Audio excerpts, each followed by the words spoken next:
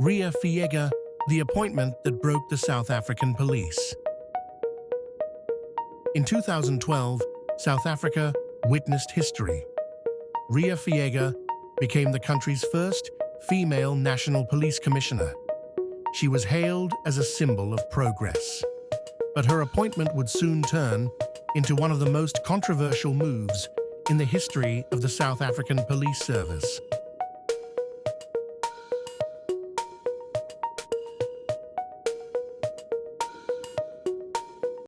Riah Phiyega was born in Limpopo and built her career far from the front lines of crime. A corporate strategist by profession, she held high-level positions at ABSA, Transnet, and the Road Accident Fund. Her background was in business management and social transformation. Not policing, not investigation, not public safety. So the question is, why was a civilian with no policing experience hand-picked to lead a crime-ridden institution on the verge of collapse? Before Phiyega, the position was held by General Nalanda Mkhwanazi, a respected career officer known for discipline and action. Under his brief leadership, internal reforms were taking shape, and morale within SAPS began to rise again. Then, suddenly, he was removed. No scandal, no failure, just politics. Many South Africans still ask, was his removal orchestrated to make room for a pliable figure, someone easier to control? It took Mkhwanazi, highly decorated, because people, they think I can change. It's a fact that Mkhwanazi is highly decorated. Took Mkhwanazi and told him to guard the buildings. Mkhwanazi was guarding the buildings, property, the offices. This, you know,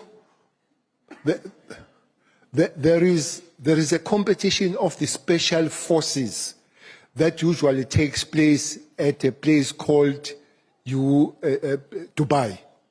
At one time when Mkhwanazi was there, it took place in France. The Special Task Force of South Africa was number 4 in the world. We were number 4. Under Riah Phiyega, we were number 40. She added 0.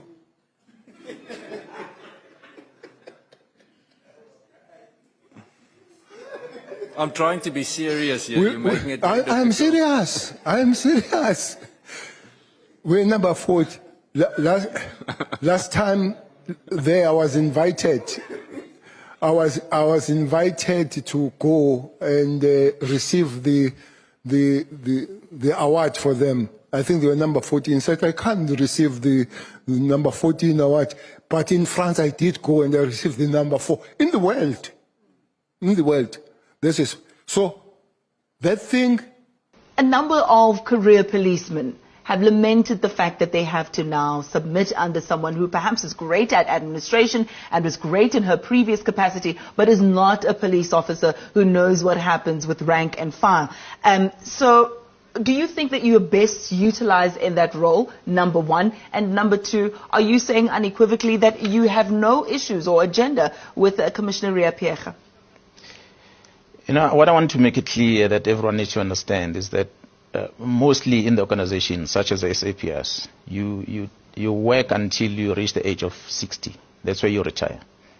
Now, I'm far away from 60. I'm 42 years. Now, I've been, for the past 22 years, I've been in the SAPS, I've been in the operational environment. And what everybody needs to understand is that within the SAPS, there are different fields. The operational field that I was involved with is not necessarily the field that other police officers are involved with. For instance, I cannot claim to be a detective.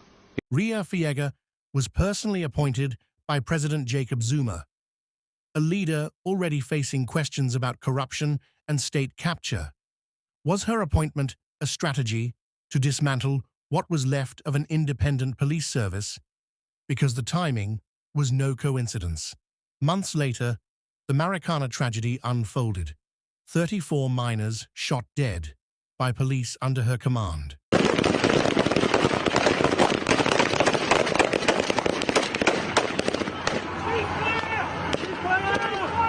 not clear just how many people died in that firestorm. One reporter counted 18 bodies. The Farnham Commission of Inquiry found that Phiyega had misled the public and acted improperly after the massacre. It recommended that the president take disciplinary steps against her. Instead of reform, South Africans got deflection. Instead of accountability, the institution sank deeper into chaos. The Marikana Commission of Inquiry today zoomed in on whether police withheld critical information from its proceedings. National Police Commissioner Riah Phiyega was recalled to the inquiry and faced a barrage of questions. The main focus was the detail of a police meeting on the eve of the deadly clash, detail the police failed to mention initially. Presiding Judge Ian Farnham, relentless in his questioning of Phiyega. He demanded straight answers from her. But Phiyega maintains she does not recall all the details of the police's management forum on the evening of the 15th of August 2012. Chairperson, that detail, as I say, I'm not able to say yes or no to, because I'll be doing some injustice, because you would want me to say who was saying. I don't know. That discussion. Under her leadership, key specialized units, the very ones that once kept major crimes in check, were weakened or disbanded. The Organized Crime Unit, specialized investigations, and other tactical divisions lost structure and leadership. Veteran officers resigned or were forced out. Those who spoke against corruption were sidelined. And what followed? A surge in violent crime, hijackings, and organized criminal syndicates filling the gap left behind. So we must ask, is Riah Phiyega partly responsible for the crime wave we face today? Did her appointment serve South Africans, or the interests of those who wanted a weaker, more controllable police service? Every year she held office, SAPS performance dropped and corruption complaints increased. Why was she kept on when each year proved to be worse than the one before? The truth is, Phiyega didn't just fail as a leader. Her appointment may have been part of a broader plan to erode accountability in law enforcement, to protect political elites, and to neutralize independent policing voices like General Mkhwanazi's.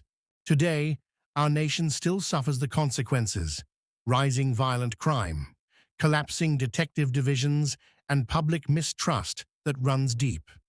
So we ask, who truly benefited from Riah Phiyega's time as National Commissioner? Why was competence replaced with loyalty? And how many lives have been lost because of that decision? This is News Noir, uncovering the truths others choose to ignore. Subscribe, share, and comment below, because these questions deserve answers.